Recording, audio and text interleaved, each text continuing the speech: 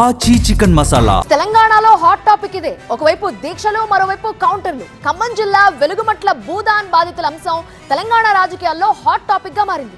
ఇళ్ల కూల్చివేత వ్యవహారం తీవ్ర దుమారం రేపిన నేపథ్యంలో కాంగ్రెస్ సర్కార్ దిద్దుబాటు చర్యలకు దిగింది. 311 మందికి పట్టాలతో పాటు ఇందిరమ్మ ఇళ్లు మంజూరు పత్రాలు కూడా ఇవ్వడానికి అధికార యంత్రాంగం సిద్ధమైంది. అయితే బాధితులకి ఇళ్ల పట్టాల పంపిణీ నిర్ణయం తమ పోరాట ఫలితమే అని జాగృతి అధ్యక్షురాలు చెప్తున్నారు. వెలుగుమట్ల ఎపిసోడ్ జాగృతి వర్సెస్ కాంగ్రెస్ గా మారుతోంది. ఖమ్మం జిల్లా వెలుగుమట్ల బాధితులకు న్యాయం చేయాలని కాంగ్రెస్ ప్రభుత్వం డిసైడ్ అయింది.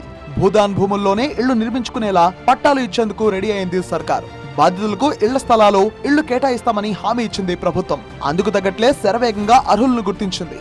అక్కడ మొత్తం 730 బాధిత కుటుంబాలు ఉండగా వారిలో కొందరు గతంలోనే ఇందిరమ్మ ఇళ్లు తీసుకున్నట్టుగా సర్వేలో తేలడంతో సగం మందికే పట్టాలిచ్చేందుకు కసరత్తు చేసింది. 3 మంత్రుల సారథ్యంలో మొత్తం 311 మంది బాధితులకు పట్టాలు, ఇందిరమ్మ ఇళ్లు మంజూరు పత్రాలు ఇవ్వబోతున్నారు. అయితే ప్రభుత్వ ప్రకటనకు ముందు ఖమ్మంలో బాధితులకు అండగా తెలంగాణ జాగృతి అధ్యక్షురాలు కవిత చేపట్టిన మెరుపు నిరసనతో తీవ్ర ఉద్రిక్త పరిస్థితులు నెలకొన్నాయి.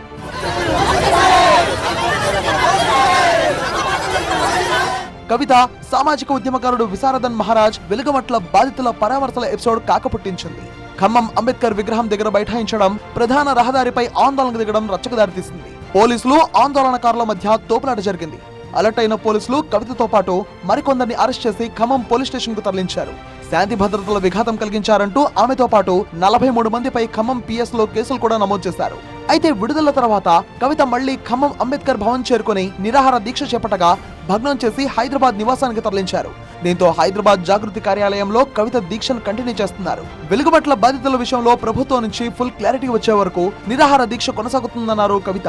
ఎక్కడో ఇళ్లు ఇస్తామన్నా ఊరుకునేది లేదని, కూలగొట్టిన చోటనే ఇళ్లు కట్టించివ్వాలని డిమాండ్ చేశారు.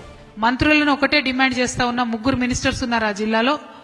మీరు నిజంగానే 311 టోకెన్లు ఇచ్చినట్టయితే 311 మందికి మాత్రమే అక్కడ లెజిటిమేట్ గా ఇండ్లు ఉన్నాయని మీరు నమ్మారా? 311 మందికి ఇస్తారా? 450 మందికి ఇస్తారా? లేకపోతే పడగొట్టిన మొత్తం 750 మందికి ఇస్తారా అనేటటువంటిది మనం చెక్ చేయాలి. మన పోరాటం వల్ల ఇవాళ మొత్తం ప్రభుత్వం దిగి వచ్చి అదే ప్లేస్ లో ఇస్తామని చెప్పడమే పెద్ద విజయం. నిన్నటి దాకా ఏమన్నారు? మేము మీకు బిచ్చమేసినట్టు నువ్వు బయట ఎక్కడో తీసుకుపో డబుల్ బెడ్రూమ్లు, ఆడ జాగా ఇయ్యమని చెప్పారు. అక్కడి నుంచి ప్రభుత్వం దిగొచ్చి ఇవాళ అదే ప్లేస్ లో 311 టోకెన్లు ఇస్తామని చెప్తున్నారు. కవిత కమెంట్స్ కు కాంగ్రెస్ ఎమ్మెల్సీ బల్మూరి వెంకట్ కౌంటర్ ఇచ్చారు. ప్రజల మేలు కోసం ప్రభుత్వం నిర్ణయం తీసుకుంటే దాన్ని కవిత తన అకౌంట్ లో వేసుకోవాలని చూడడం విడ్డూరంగా ఉందన్నారు. నువ్వు చేసే దీక్ష ఎక్కడ చేస్తున్నావో కనీసం ప్రజలకు గానీ ఎవరు పట్టించుకునే పరిస్థితి లేదు. గతంలో కూడా బీసీ బిల్లు కూడా నా వల్లనే వచ్చిందని చెప్పి ఇదే రకంగా భుజాలు ఎగరేసుకున్నావు. నిజంగా నువ్వు భుజాలు ఎగరేసుకోవాలంటే 10 ఏళ్లు మీరు పరిపాలన ఉన్నప్పుడు అడ్డగోలుగా అవినీతితోటి ఏదైతే రాబందులు లెక్క తెలంగాణ రాష్ట్రాన్ని నీ కుటుంబం దోచుక తిన్నదో అవన్నీ కూడా నువ్వు బట్టబయలు చేసి నీ లెక్కనే వాళ్ళని కూడా జైలు శిక్ష అనుభవించేటట్టు చేస్తే ఆ రోజు నువ్వు భుజాలు ఎగరేసుకుంటే నిజంగా దాన్ని ఏదైతే గౌరవించే పరిస్థితి ఉంటుంది తప్ప ఇటువంటి వేరేటోళ్ళు చేసిన వాటిని నీ క్రెడిట్లుగా చూపించుకునే ప్రయత్నం చేస్తే నిన్ను చూసి ప్రజలందరూ కూడా నవ్వే పరిస్థితి ఏర్పడుతుందని చెప్పి కవిత గారికి చెప్పదలుచుకున్నాను. మొత్తంగా ఖమ్మం జిల్లా వెలుగుమట్ల భూదాన్ బాధితుల విషయంలో కొంత క్లారిటీ వచ్చింది. 3 మంత్రుల చేతుల మీదుగా 311 మందికి పట్టాలు ఇవ్వడంతో పాటు ఇందిరమ్మ ఇళ్ల మంజూరు పత్రాలు కూడా ఇవ్వబోతున్నారు అధికారులు.